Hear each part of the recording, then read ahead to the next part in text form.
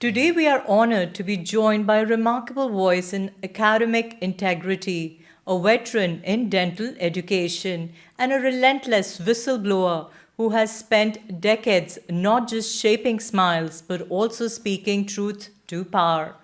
Born in Allahabad in 1939, Dr. Satish Mullick is a pioneering dental educator and prosthodontist whose career took him from King George's Medical College in Lucknow to Sweden and then to Indiana, where he earned his MSD in prosthodontics. He served as a professor at Temple University and spent 37 years shaping future dentists at what is now Rutgers University. But what truly sets him apart is his courage to call out systemic failures and ethical violations within academia, most notably his outspoken stance against administrative misconduct at Rutgers, which he says compromised both students' education and public trust. Please join me in welcoming Dr. Satish Mullick, a man whose story is not just about medicine but about moral courage. Welcome to ITV Gold, Satish ji. Thank you, Nidhi. And I want to thank ITV for giving me this opportunity to come here and talk about something that I've been working and talking about for almost 2 decades. Wow. And I haven't gotten anywhere. So I really appreciate this chance. And my purpose is really, Rutgers is state university. This university belongs to the taxpayers. And they don't know what has been going on, and that's my objective. What I am today, I owe to so many people, my students, my staff, my dental assistants, my colleagues, my son Apu, my daughter Anjali, and much more than that, the taxpayers who have given this life that I'm living that many of themselves don't live. And what I observed as a member of the faculty for 37 years in the dental school, it was beyond shocking. Really? And that's what I would like to point out. What did you observe? Seal Feldman, she was appointed dean in 2004. Then one of the policies was that the school be shut down on 2 days of the year that were not legal holidays. They were not federal, state, not even university holidays. They were her holidays. Okay. The procedure is that the dean has policies, procedure that brings it to the so-called executive council, which comprises of all the administrators, and it has faculty representative, one representing the part-time faculty, the other full-time. And this academic calendar is prevailed, that included the 2 days. That went on for about 5 years. You are talking about 2 holidays in a year that were That were unaccounted added for. on by Feldman, that were not legal holidays. What benefit would that be to anyone? No, Except everybody, children are going to the entire enjoy it. process was shut down, so everybody benefited. But what it did is deny the students the right to education. For and the 2 days. taxpayer- You're talking about 2 days. Yet 2 days in a year that were illegal. That should not have been done. And as I proved later on, as I was going to say, in the 6th year, I was elected by the full-time faculty to represent them. The Associate Dean for Academic Affairs, he presented this academic calendar in which he said that on these 2 days, the school have to be shut down because we will not have enough faculty in some of the departments to carry on the academic responsibilities. Nobody said anything except myself. I asked him if he could name those departments. His body language and Feldman's facial expression told me that they were rattled. They didn't expect that. So he short off named the 3 departments whose chair was sitting there. Nobody said a word. He said these 3 departments. Okay, so that was the next step in implementing all these policies and on to inform the faculty at large what's going on. So that is academic assembly, where all the faculty administrators are. So a few weeks after that, the same Associate Dean, Dr. Haupt, presented the calendar saying these 2 days. I had asked for time. I got up and I told in front of everybody that I checked the curriculum and these 3 departments, such a minimum commitment those days, and they're more than enough faculty to carry it out. So what the administration is presenting to us as the reason for shutting down is not valid. Actually, it's a lie. What was her reason to They take- said that these departments won't have enough faculty. That's why the entire school must be shut down. Okay. And since they knew what they were doing, shutting down the school, they used this as an alibi, to justify the action. And I proved that it was wrong. And finally, and I told all the administrators that how could you just sit there quietly when this was going on, including the chairs of those 3 departments. I could tell that you have enough faculty, you couldn't. Okay. And then first Associate Dean Haupt, who had presented the calendar, he got angry and said, well, there are some students whose religion prevents them from doing anything, so they'll be left behind if we kept the school open. And I said, you're admitting that what you said was not true. This proves that. You and are felt- talking about accumulated 10 holidays only in 5 years.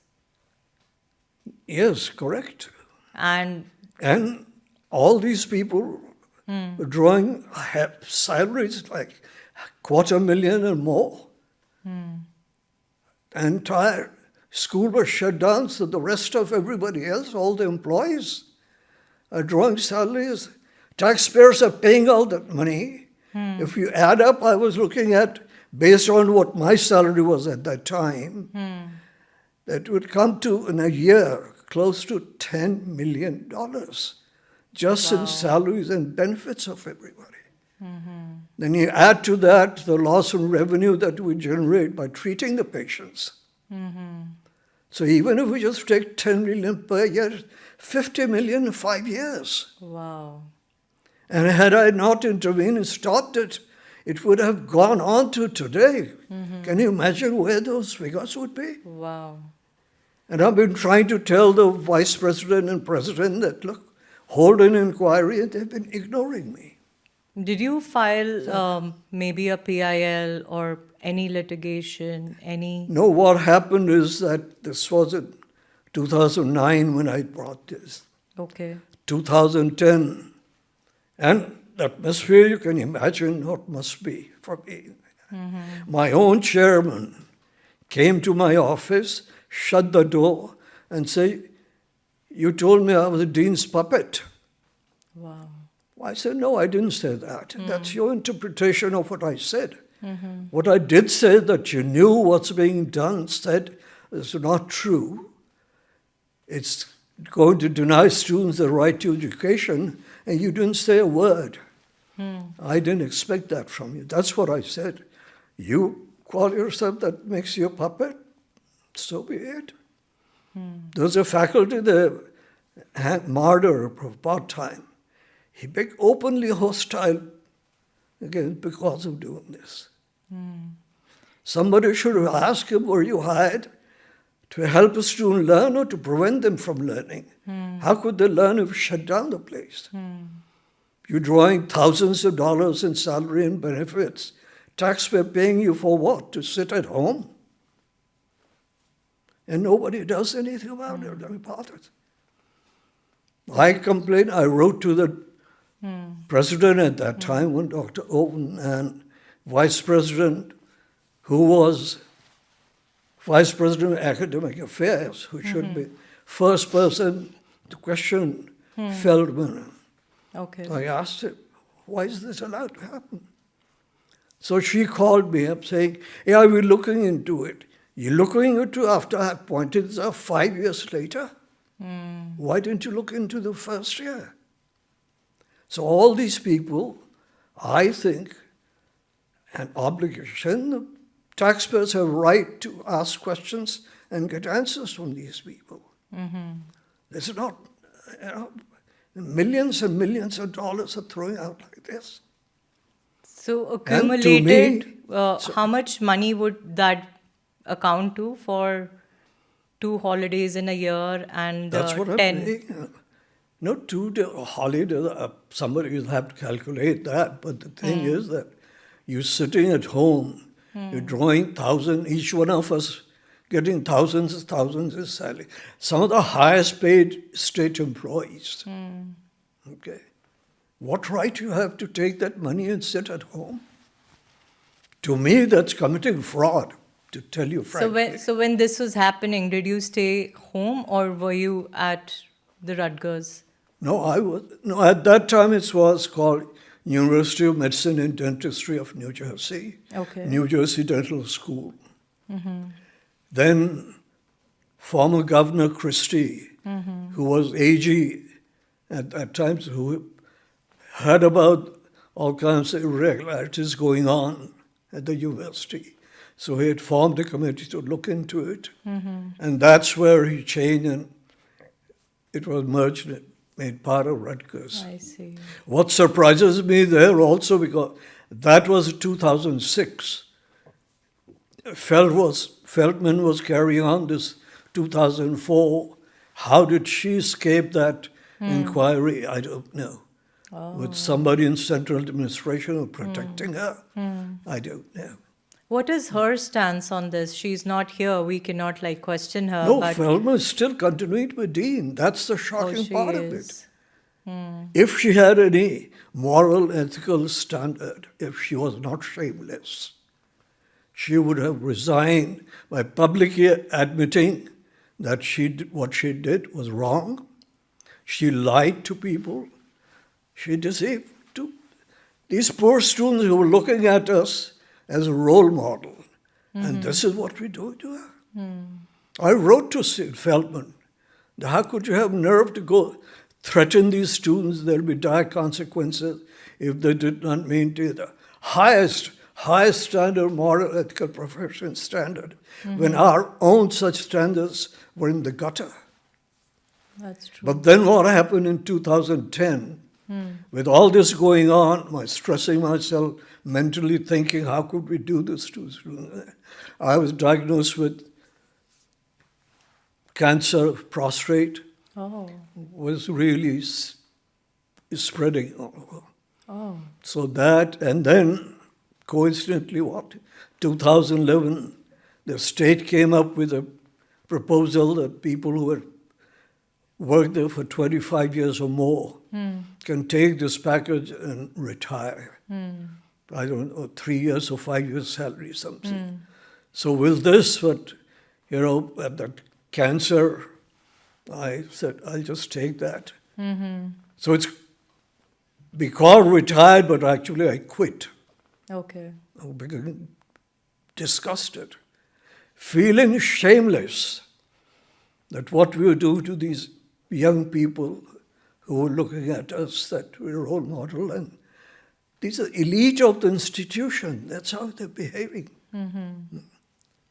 Did you They were have so anyone? I'm did sorry?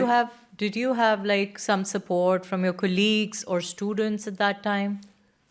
No, students didn't know much about it. And as I said, a year after all this... Students wouldn't complain, trust me, if they're getting And then a what holiday. happened in 2015, as I said, in 11 I quit.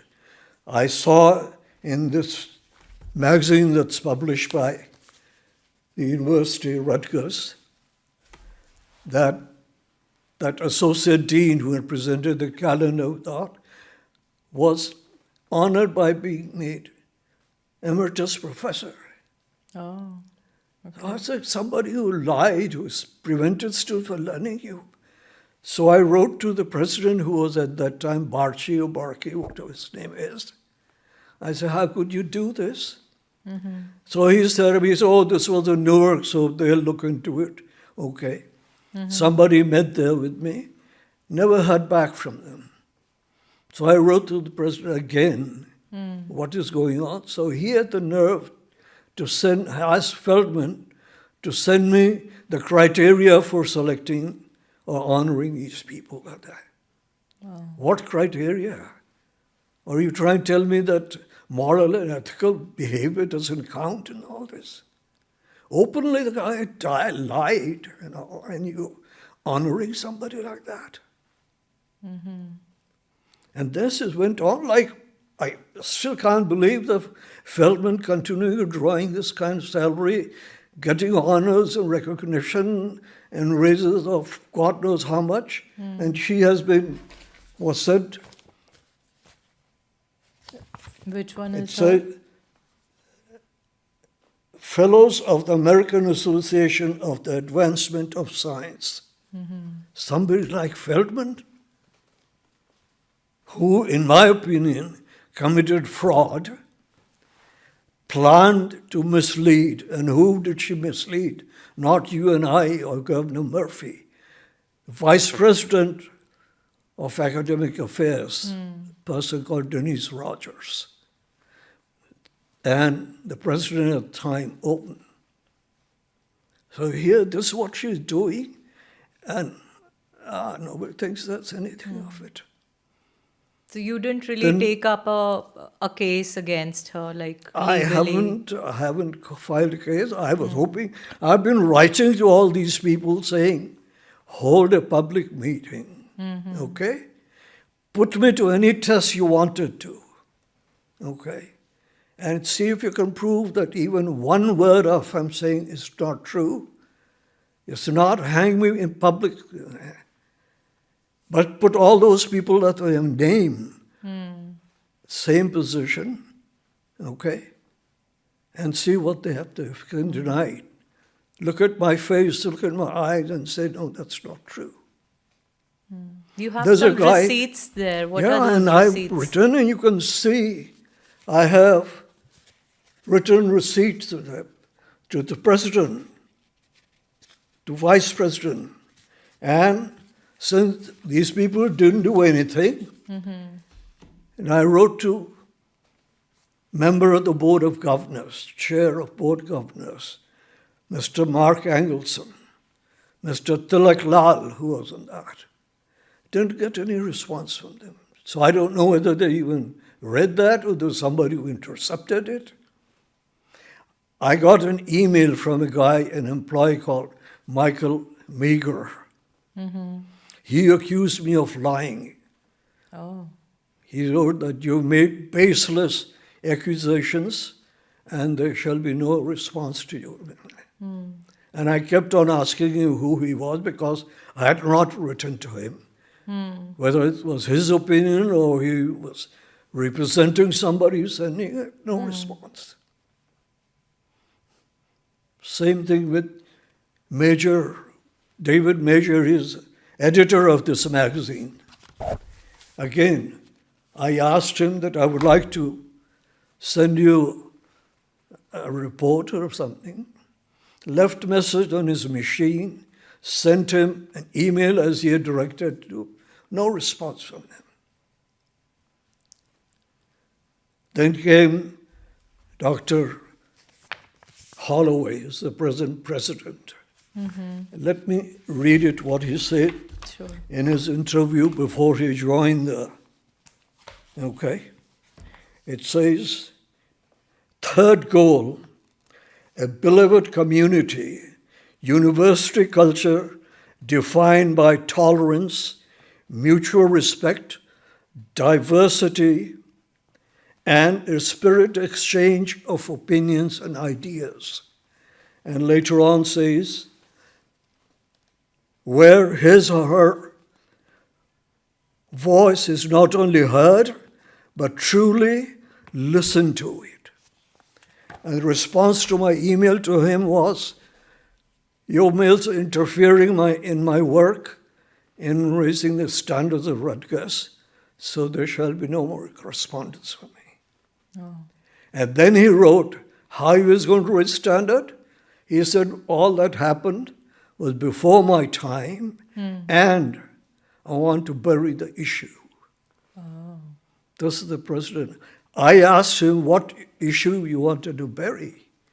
Because to me, the only issue from the beginning to right now and forever is the prestige, honor, reputation, name of my university. By my, I mean the taxpayers' university. And I told him that before you bury that issue, you'll have to bury me, Mr. President. Okay, let's say there is a scale 1 to 10. 10 means the most heinous crime, say like somebody murdered somebody. Where would you put this on a scale of 1 to 10? Oh, I think it's 10. It's horrible. It's as bad as somebody The killing highest- somebody? Some of the elite professors, doctors behaving like this.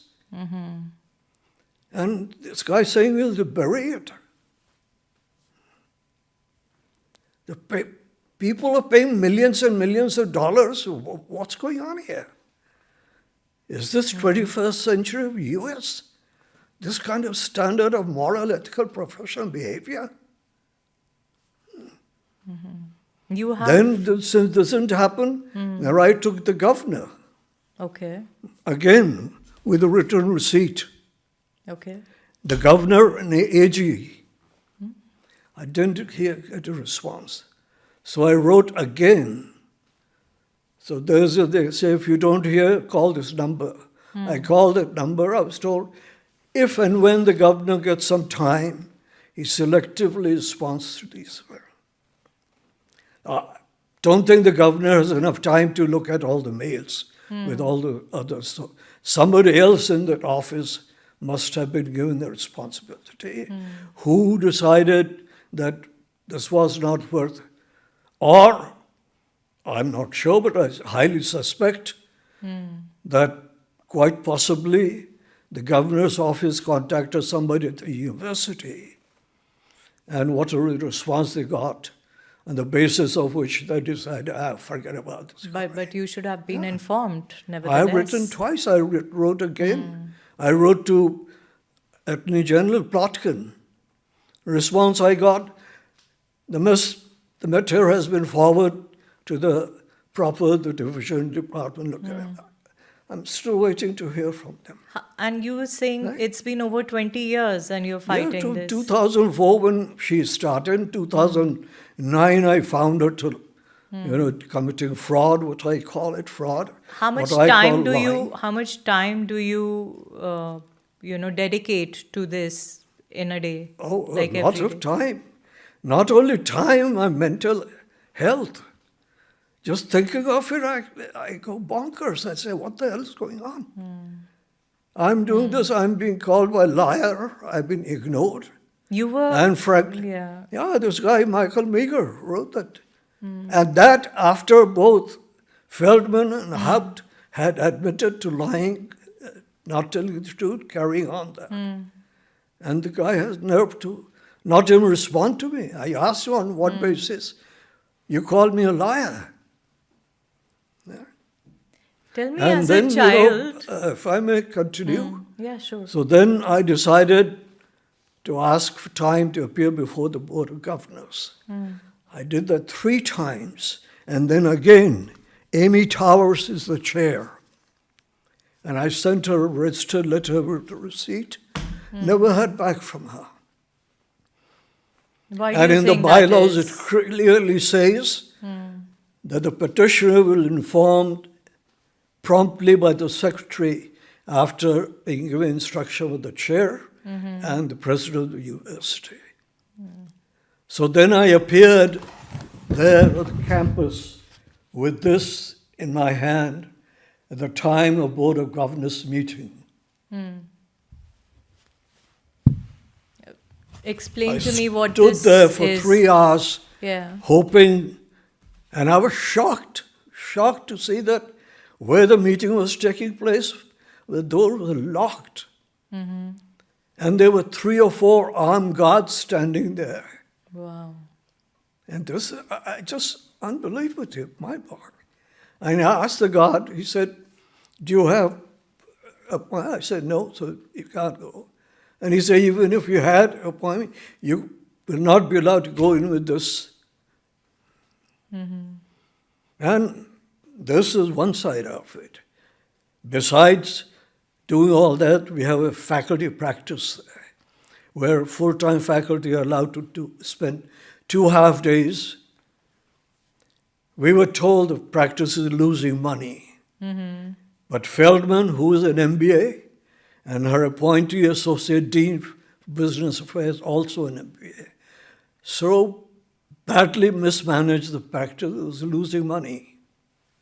But they kept on payroll a guy whose name was Director of Practice, drawing over 100 grand, I'm sure, and do nothing. Who would come in, go in his office, sit there, shut the door that didn't even have a window. Another brilliant move by these MBAs, okay? You know, we have dentists as a chairside assistant. So we have 4 of them.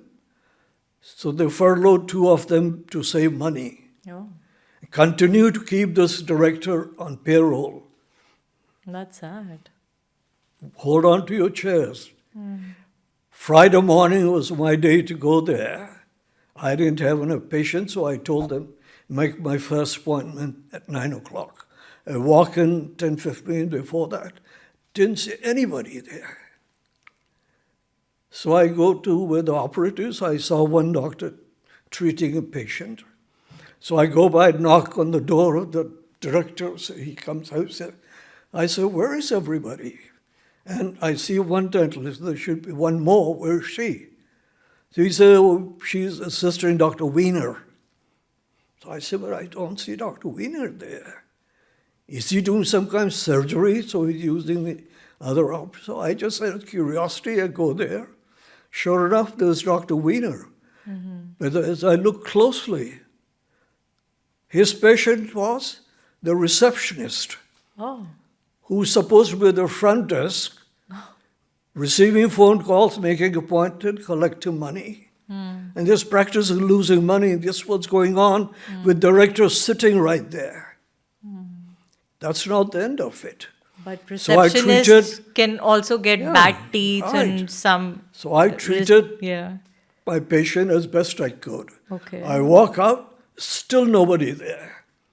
Why? So I knocked on the door. So this big director came out, he sat around there, spent a minute and a half looking at the computer. He said, listen, Doc, I don't know how this is set up. I'd hate to screw this up. Mrs. So-and-so, we'll catch you next time. Brilliant, isn't it? Mrs. So-and-so, don't catch me next time either. And this is what goes on. When I complained,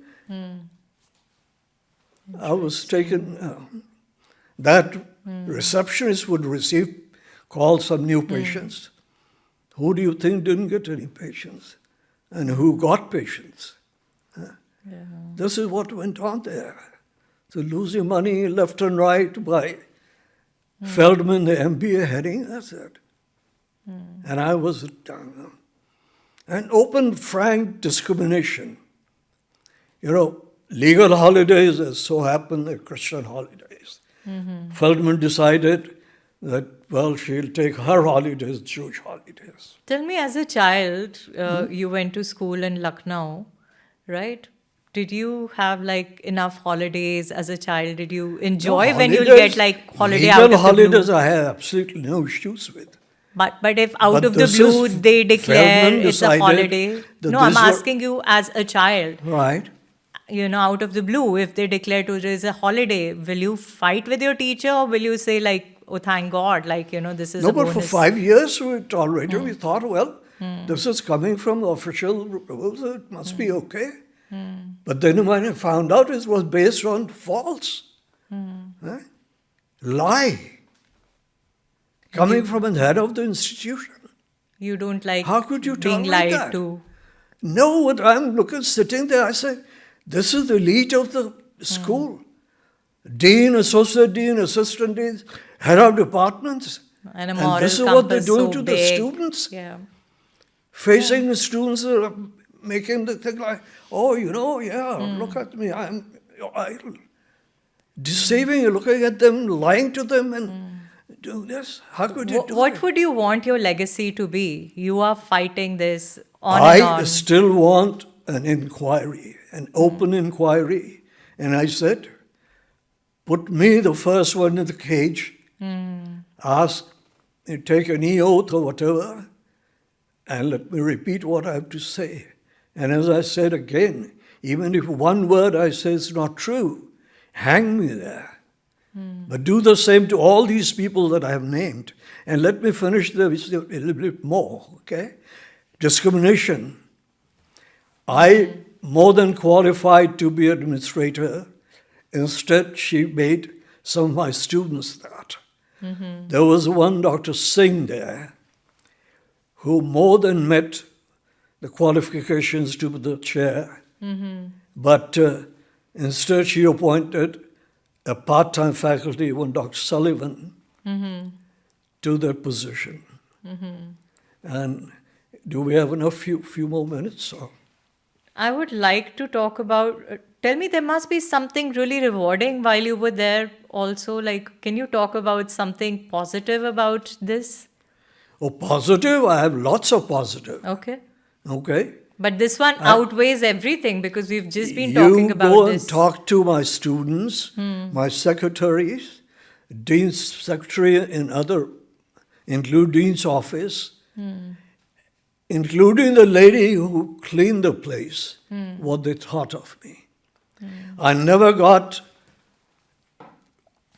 award as teacher of the year and all that. But I got much more from that when the students came to me and say, thanks for teaching me something. How wonderful. Okay. Are your My students still colleague, in touch? I was in charge of a department. My colleagues, I'd call him Dr. Joe. I need a favor. They say, you got it. They didn't ask what it is. Tell me if I can do it. And these are part-time faculty. I asked them, Joe, I need you to give this lecture, but that's on a day when you're not here. Not once they said, no, that's not okay. So I owe so much to all these people.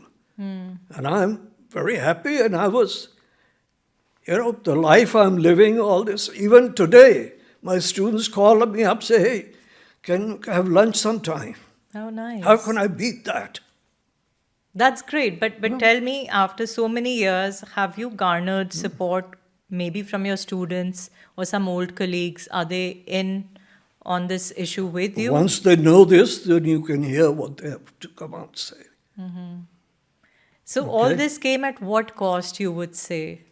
Sorry? What is the cost you had to pay for this, this mental trauma Cost? and the agony? My physical and mental health, I still, as I say, what I'm doing today is because of that. But you don't want to let it go. No. How could I have the right to appear before the governors? How could Amy Towers refuse that to me? What would be the All ideal this they situation? did, I'm frankly saying that I didn't start out with this, but they're all racist. They're all racist. If what my name was Joe Smith or Steve Cohn, I would not have been treated like this. Okay? If they have nerve, let them sit across from me at the table, look in my eyes, and tell me that they're not racist. Were there other South Asians also with you? There are other, yes. And they felt the As same I'm way? saying, if I want to take my holiday, I had to find someone to cover for me, otherwise I couldn't. As I was telling you about Dr. Singh, he more than met the qualifications, but a part-time faculty was encouraged by dean to go get certified. He made a dean. And the other side of that story is that if Dr. Sullivan is in this PERS retirement system, that system pays your retirement fund based on your last 3 years' salary. So if he had worked for 1 day a week for 30 years, that will be counted as if he worked full time. Can you imagine how much of taxpayers' money wasted like that? And all these people Last thing I want to say, I want to put all these people in their places, make them remember, recognize their employees, no different than the maintenance person or secretaries. Actually, I have more appreciation for those employees because they spend their lifetime at the university, not these people. And they think they own the place. They can throw away millions and millions of taxpayers' dollars and nobody can question them. You know, recently, Harvard fired a tenured professor, very well known in her field, simply because she had manipulated some numbers, some data in her research. And here we have Feldman, who has manipulated an entire institution, which is not only a professional school, but also a healthcare facility, for years, for her own benefit, denying the students the right to education, denying the taxpayer the right to get timely relief from pain and suffering, and based on lies. Is that what Rutgers standards are? Additionally, talking about the standards, I think in addition to Professor Haupt, even Dr. Binder, who is the chair of orthodontics, and Dr. Hartwell, chair of endodontics, should also be stripped of the title of emeritus professor because they sat there when Associate Dean Haupt was telling that these departments will not have enough faculty, which is not true. They just sat there because they were afraid that the Dean Feldman was going to fire them and they lose their prestige, honor of being chair and the privileges and the money. What is there? Where is standard of ethical, moral, and professional standards that we talk about? We threaten the students that they should have. What advice would you give to young professionals on, say, Young integrity professors, we and take ethics? the oath to be a professional, to help the people who suffer, not deny them. If you're a teacher, you help the student learn, not deny them the right to learn on the basis of telling them lies. Okay. Thank you so much, Dr. Mullick, for sharing not only your rich academic journey, but also your unwavering pursuit of truth and justice. Your story reminds us that courage doesn't always roar. Sometimes it speaks quietly through decades of persistence. We hope conversations like these spark greater awareness, accountability, and action within our institutions. Thank you so much for talking to us. Thank you, Nidhi, and thanks ITV once again. And last word I would again say, for somebody to hold a public inquiry and let the people, the taxpayers, whose university this is, to know they have the right to know what's going on and why. That's the first step. Then, should there be somebody that should be punished, do that, take that. Thank you again. Thank you.